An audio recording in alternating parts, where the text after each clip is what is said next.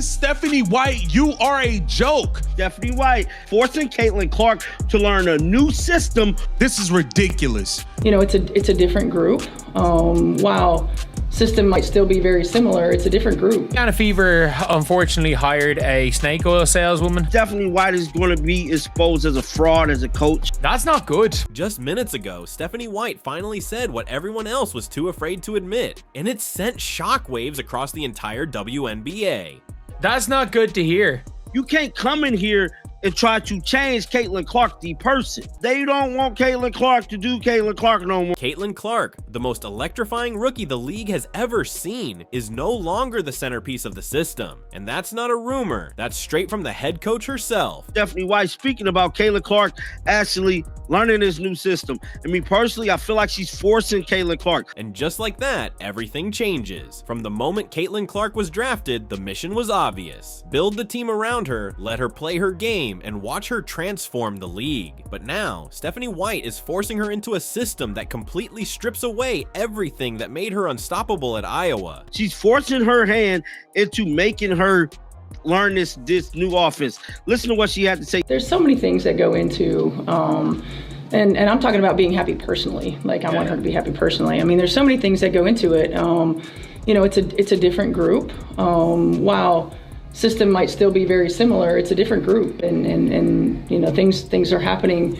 quickly, and being able to mesh. Sometimes it works and sometimes it doesn't. I think we've seen that in the pace is gone, the freedom gone, and now even the Fever's identity is starting to fall apart. What Stephanie White just admitted isn't just surprising, it's a serious problem, because if Caitlin Clark is no longer the system, then the entire system is broken. From day one, Caitlin wasn't just a draft pick, she was the blueprint. Caitlin Clark is the needle. Caitlin Clark is the star. Everything else is wrapped around her, and everything else is revolving around her. She's Rookie of the Year in the WNBA. Caitlin Clark is the star player of the WNBA. A once-in-a-generation talent with a skill set that practically begged. Build the franchise around me. The Indiana Fever took her with the number 1 overall pick, rolled her out on national media tours, and sold fans a vision, a high-speed modern offense built to dominate. She went on a complete media tour. Do everybody forget about the media tour Stephanie White had prior to the season? It was the kind of plan that could have set the WNBA on fire, but now Stephanie White has completely flipped the narrative.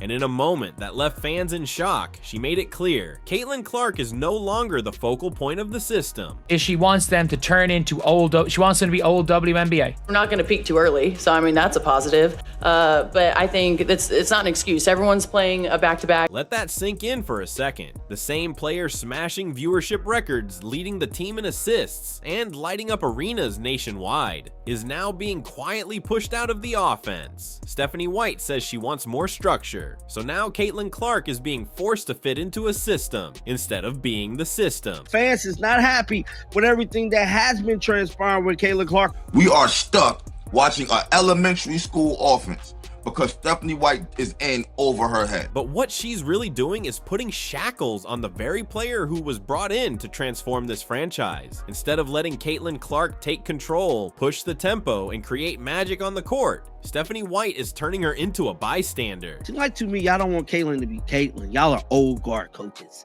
This is an old guard coaching staff. She's been reduced to a spot-up shooter, just standing at the top of the key, while Natasha Howard slowly brings the ball up the floor. Caitlin Clark isn't running the offense anymore. She's watching it drag, and you can see it on the scoreboard and all over her body language. Caitlin Clark, like, plasters over all the cracks.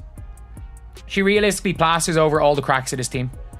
Like, this team is not structured well. Fans were promised the Iowa version of Caitlin Clark. Quick reads, explosive pick and rolls with Aaliyah Boston, vision, tempo, and non-stop energy. They have thrown. Caitlin Clark would throw. What they're getting instead is a slow, outdated, grinded out offense that feels like it was ripped straight from a 2010 WNBA playbook. We got all the chess pieces, but we have somebody who knows how to play checkers and not chess. 4 games in a row, we've had a double-digit lead, and we've lost the game. One analyst said it best. They drafted a Ferrari, then refused to take it out of first gear. So when the Fever collapse in the 4th quarter, when the offense stalls and leads vanish, it's not because Caitlin Clark came up short. It's because she's being forced to operate in a system that doesn't match her greatness. Stephanie White is going to be exposed as a fraud as a coach. She didn't assemble that team. She inherited that team.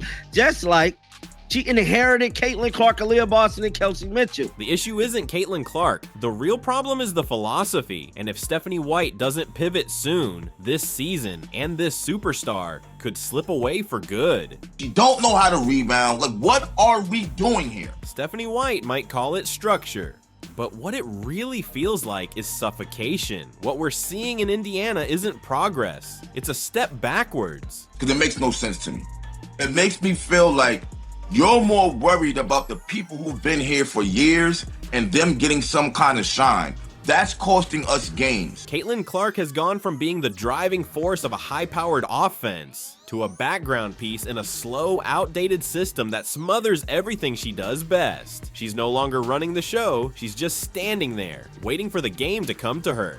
Lisa Bluter did warn about this, bruh. She warned. You have to let her do what she does. That is part of her greatness. When you take the ball out of a once-in-a-generation point guard's hands, you're not just changing the game plan, you're stripping away her identity. And this isn't some theory. It's playing out right in front of us. When Caitlin Clark is free to create, push the pace, run the pick and roll with Aaliyah Boston, or attack downhill, the Fever come alive. Whose idea was it to bring these old dinosaurs and put them on this roster? They start to look like a real team with rhythm, purpose, and flow. But the moment they slip back into Stephanie White's slow, half-court grind, everything falls apart. The spacing disappears, the movement dies, and so does the game. You can't come in here and try to change Caitlin Clark, the person. Caitlin Clark gets reduced to a decoy, used, not empowered, while teammates who aren't natural playmakers settle for tough shots and force the offense into broken possessions. I can't believe Caitlin Clark used her like this. It look like the fans is sick and tired of Stephanie White and this damn motion offense. And who exactly is this system built for? Natasha Howard, a slow-footed veteran who struggles to finish in transition and brings minimal urgency on defense. Victoria Vivians, jacking up 3 for 12 nights with no rhythm or efficiency, or Sydney Colson, who's known more for TikTok content than actual offensive production. This does not sound like the team. We have our own islands, and I understand on every single team.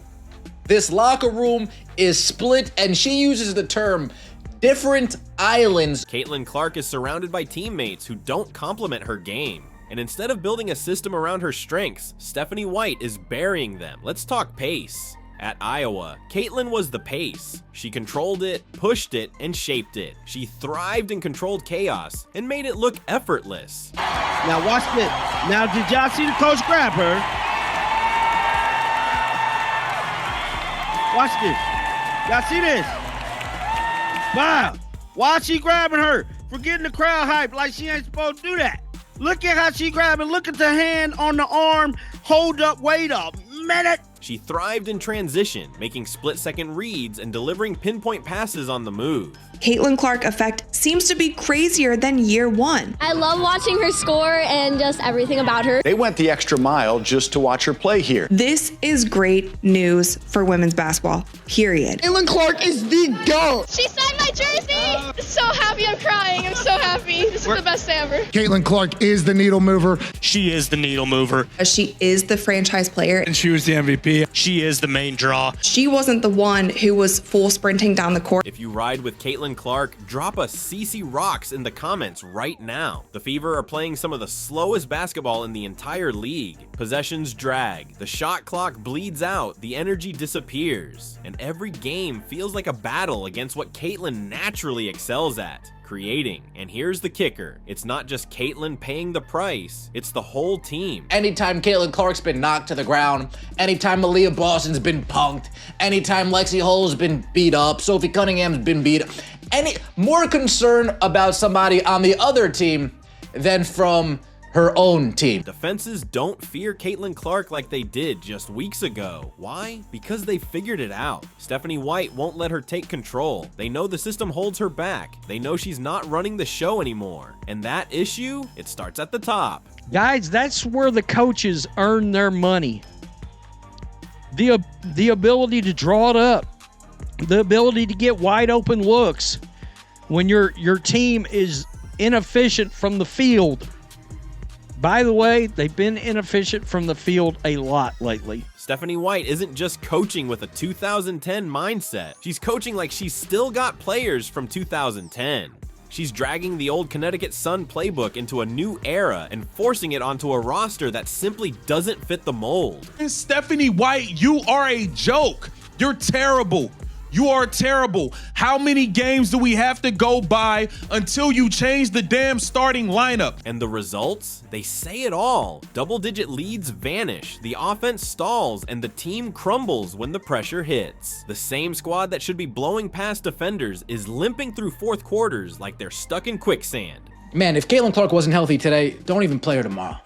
Let her continue to sit and get rest, because I wouldn't come back and fucking strain and pain to carry this. Meanwhile, Caitlin Clark, the one who should be leading every possession, is left standing still, watching her minutes waste away and her impact shrink. Fans see it, analysts see it, even her own teammates are starting to feel the disconnect. This whole thing we have been bamboozled as Fever fans, as Caitlin Clark fans. We have been scammed and bamboozled by Stephanie White and the entire Indiana Fever management. One creator nailed it. You don't tell Steph Curry to stop shooting.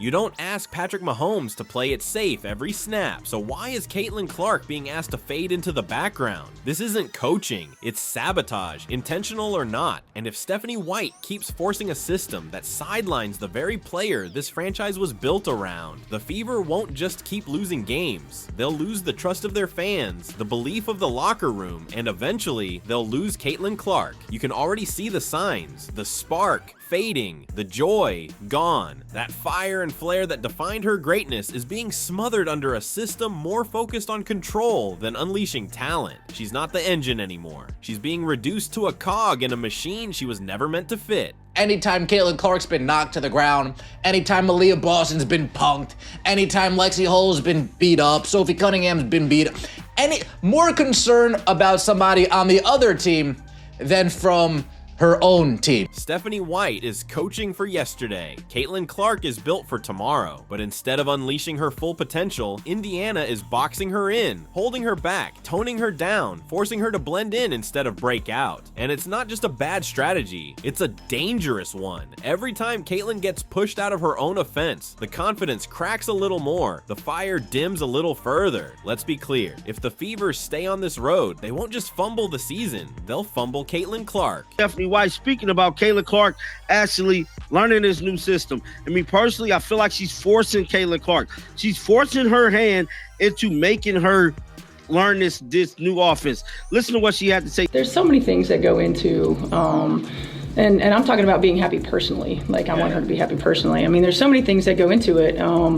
You know, it's a different group. While system might still be very similar, it's a different group, and you know, things are happening quickly, and being able to mesh. Sometimes it works and sometimes it doesn't. I think we've seen that in. And when that breaking point comes, this rebuild won't just hit reset. It might collapse entirely. Stephanie White may believe she's crafting a system, but in reality, she's tearing apart what could have been a dynasty. Caitlin Clark isn't just another rookie. She's not just a star. She's a generational force unlike anything women's basketball has ever witnessed. Caitlin Clark is the needle mover. She is the needle mover. She is the franchise player. And she was the MVP. She is the main draw. She wasn't the one who was full sprinting down the court. Caitlin Clark is a rising star in women's basketball. She's pulling in crazy viewership numbers. She's my role model. I really look up to her. Why do you like Caitlin? And she's so good at basketball. Because she's that awesome person and she has like a lot of aura, so like. Instead of unleashing Caitlin Clark's potential, they're holding her back. Rather than building the team around her, they've boxed her into a role she was never meant to play. The offense is a mess. The chemistry, the culture, crumbling. This isn't just a bad coaching decision, it's an organizational meltdown. You don't draft a Ferrari and then expect it to drive like a tractor. You don't sell fans the dream of a new era and then shove the face of that era into the corner, waiting for her moment that never comes. WNBA rumors suggest Caitlin Clark will be among the first stars making $1 million annually. The most notable of which is, y'all already know who, the needle mover, Caitlin Clark. So in 2024, she averaged 16.5 points per game, 4 assists, 5.5 rebounds. She shot 37% from the field and 31.8% from three. Now, if you look at her preseason in 2025, she only played 2 games in this preseason, and one was against that Brazilian national team. She played 21 minutes. She averaged 14.5 points, 6 assists, 6 rebounds. She shot 52.5% from the field and 50% from three-point range. Caitlin Clark was never the issue. She's the answer. But if Indiana refuses to recognize that, if they keep pretending she's just another piece instead of the foundation, then they don't deserve her. Here's the bottom line. Time is running out, because if the Fever keeps sidelining Caitlin Clark, they're not just throwing away wins, they're throwing away their identity, their fans, and the future they were trusted to build. Now watch this. Now did y'all see the coach grab her? Watch this. Y'all see this? Wow. Why she grabbing her? For getting the crowd hyped like she ain't supposed to do that. Look at how she grabbing. Look at the hand on the arm. Hold up, wait a minute. That's nice. And she was shooting the shit out of it. Of course she was. Right, so she was shooting the shit out of it. And she's the face of the league. Agreed. She's the face of the league. Agreed. Just have nothing but great things to say about who she is as a person. Just so welcoming and so warm as an individual that she can have a conversation with anybody. She's cut from the same cloth as me in that regard. You know what? Us Midwesterners, we tend to just, accept everybody with open arms. She was so kind to my family and everyone in the suite when she came to KC. So huge fans of Caitlin Clark. And as you can see, the team is kind of, going through a lot right now. And I think this is one more thing that is really shown, obviously, and is hung over this team with the personal reasons, the absences, and the lack of transparency on this. And it comes down to her not wanting to play. I kind of understand that lack of transparency, but still, they're walking into every game with that. They've got Seattle tonight. This hits right before that. So